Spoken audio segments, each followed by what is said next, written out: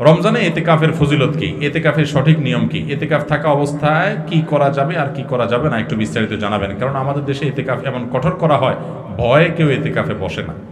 ঠিক বলছেন, প্রশ্নকর্তার সাথে আমি একমত। অনেকে মনে করে ইতিকাফে বসলে আর কোনো কথা বলতে পারে না, 10 দিনের জন্য মুখে তালা দিয়ে দিতে হয়। একটা বোগাস কথা, ফালতু মাসালা। কে বলছে আপনাকে ইতিকাফে বসলে কথা বলা যাবে না? আপনি বাইরে থাকতে যেরকম কথা বলতেছেন ইতিকাফে বসলেও কথাগুলো বলা যাবে। অনেকে মনে করে ইতিকাফে গেলে বোধহয় পাথরের মতো থাকতে হয়। না, আপনি বাসায় যেভাবে থাকতেন মসজিদেও ওইভাবেই থাকবেন। শুধুমাত্র মসজিদের আদব লেহাজ যেগুলো, সেগুলো বিশেষভাবে একটু খেয়াল করবেন, ব্যাস এবাদতবন্দি করবেন। ইতিকাফ এমন একটা আমল ভাই, আমি এখানে যত মানুষ আছেন যদি জিজ্ঞাসা করি আপনাদের জীবনে কার কার রমজানের শেষ 10 দিন মসজিদে ইতিকাফ করার সুযোগ হয়েছে, আমার তো মনে হয় না যে 20টা হাতে উঠবে।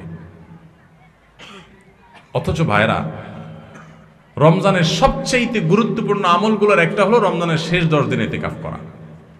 আমাদের প্রিয় নবী সাল্লাল্লাহু আলাইহি সাল্লাম, আপনারা অবাক হবেন জানলে, উনি রমজানের রোজা ফরজ হয়েছে যখন 2 বা 3 হিজরিতে, তখন থেকে নিয়ে ওনার মৃত্যু পর্যন্ত, ওয়াফাত পর্যন্ত 1 বছরও রমজানে ইতিকাফ ছাড়েন নাই।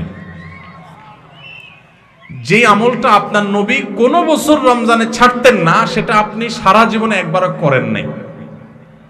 চরম শত্রুর সাথেও তো মানুষের এরকম বৈপরীত্য হয় না। সেখানে নবীর উম্মত হয়ে যে আমল আপনার নবী জীবনে কোনোদিন ছাড়েন নাই, সেটা আপনি জীবনে কোনোদিন করেন নাই। কত বড় কপাল পড়া ভাইরা আমার। ইতিকাফটা কি জানেন?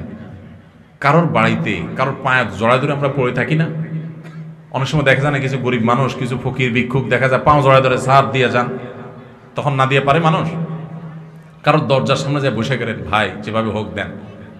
ইতিকাফটা হলো অনেকটা এরকম, আপনি কাপড় গাট্টি বোসকা নিয়ে, কাপড় চোপড় নিয়ে, কাঁথা বালিশ নিয়ে আপনি আল্লাহর ঘরে যেয়ে চলে গেলেন, আল্লাহ মাফ করা ছাড়া আমি আসবো না। ইতিকাফে যদি কেউ থাকে শেষ 10 দিন, ইতিকাফকারী ব্যক্তি মসজিদে যদি শুয়েও থাকে সে লাইলাতুল কদর পায়। কারণ ইতিকাফ করাটাই একটা ইবাদত। সে মসজিদে ইতিকাফে আছে মানে হলো সে ইবাদতেই আছে। বুঝেন নাই কথা ভাইরা আমার? এই জন্য রমজানের শেষ 10 দিন ইতিকাফের নিয়ত করেন। যুবকরা আরো বেশি নিয়ত করেন। আমি আমার যৌবন বয়স থেকে, ছাত্র জীবন থেকে আমি ইতিকাফ করার চেষ্টা করি। আপনারা যুবক আছেন যারা, 4-5 জন বন্ধু যারা নামাজি, ভালো মানুষ, ভালো কয়েকজন মানুষ মিলে মসজিদে ইতিকাফ। আমাদের সমাজে ভালো মানুষের বড় অভাব। আজকাল কিশোর গ্যাং আমাদের দেশে শুরু হয়েছে। যুবকরা নানান ভুল পথে চলে যাচ্ছে। এগুলো থেকে বাঁচাবার জন্য তাদেরকে মোরালিটি দেন। আমাদের শিক্ষা থেকে ধর্ম চলে যাচ্ছে, সব জায়গা থেকে ধর্ম বিদায় করে দেওয়া হচ্ছে, সাংস্কৃতিক আগ্রাসন চালানো হচ্ছে, সন্তানদের ধর্মহীন করা হচ্ছে। এর পরিণতি যে কত ভয়াবহ সেটা আমরা এখনই দেখতে পাচ্ছি, সামনে হয়তো আরো বেশি দেখতে পাবো। কয়দিন আগে দেখেন নাই যে শিক্ষক আর ছাত্র মিলে মদ খাচ্ছে কোথায় যেন? দেখেন নাই ভিডিও? সব টিভিতে নিউজ হয়েছে, পত্রিকা নিউজ, দেখেন নাই? কোথায় চলে গেছে সমাজ? এই অবস্থা থেকে যদি বাঁচাতে চান, সন্তানদেরকে আল্লাহমুখী করেন, কোনো বিকল্প পথ নাই। যে সন্তান আল্লাহকে চিনে, আল্লাহর ভয় আসে, সে কোনোদিন অন্যায় করবে না। এজন্য ভাইরা ইতিকাফ করার নিয়ত করেন। যুবক ভাইরা, মুরব্বীরা, আমাদের দেশে অনেক এলাকাতে টাকা দিয়া লোক রাখে ইতিকাফে, আছেনি? খুবই জঘন্য কথা। এটা টাকা দিয়ে রাখার জিনিস না। কত বড় জঘন্য যে আমরা ইতিকাফ করার লোক খুঁজে পাই না, সেজন্য টাকা দিয়ে লোক রাখতে হয়। কেন রে ভাই? এলাকার সব মানুষ কোথায় চলে গেছে? খুবই নিকৃষ্ট সে এলাকা, যে এলাকার মসজিদে একটা লোক ইতিকাফ করতে বসে না। এই জন্য আপনারা ইতিকাফের নিয়ত করবেন তো ইনশাআল্লাহ। ইতিকাফ খুব প্রেমময় একটা ইবাদত, তৃপ্তিদায়ক একটা ইবাদত। একটু করে দেখবেন। ইতিকাফে বিশেষ কিছু না ভাই। আপনি 20 রমজান সূর্য ডুবার আগে আগে মসজিদে ঢুকে যাবেন এবং ঈদের চাঁদ ওঠার পর মসজিদ থেকে বের হয়ে আসবেন। এই 10 দিন মসজিদে থাকবেন। বাসা বাড়ি থেকে কেউ খাবার দিয়ে যাবে, খাবার খাবেন।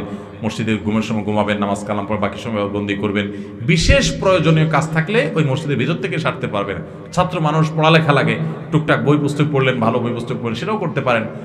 কিন্তু ম্যাক্সিমাম স্বপ্ন ইবাদতবন্দিতে কাটাবেন। এটাই হলো ইতিকাফ। সেখানে যে বোবার মতো বসে থাকতে হবে এমন কোনো কথা নাই। এই জন্য ইতিকাফের হিম্মত করবো তো ইনশাআল্লাহ। আমরা জীবনে একবার যদি ইতিকাফ করেন আর মজা পান, এরপরে আর আপনাকে কেউ ইতিকাফ থেকে দূরে রাখতে পারবে না।